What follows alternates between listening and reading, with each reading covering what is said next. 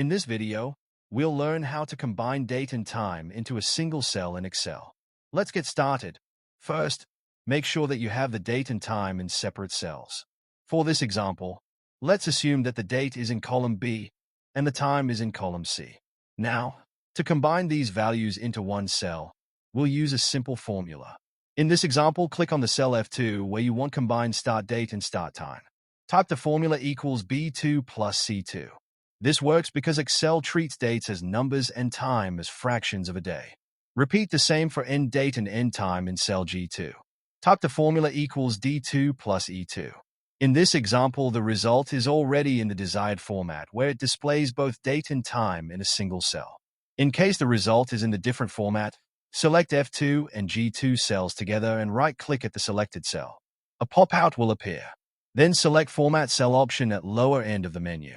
Select Category Custom and pick Type Data, which consists of day, month, year, hour, and minute. Once selected, type OK. Next, select the two cells again. Hover the mouse to the lower right corner of the selected cell. Double left-click to fill up the subsequent cells. And that's it.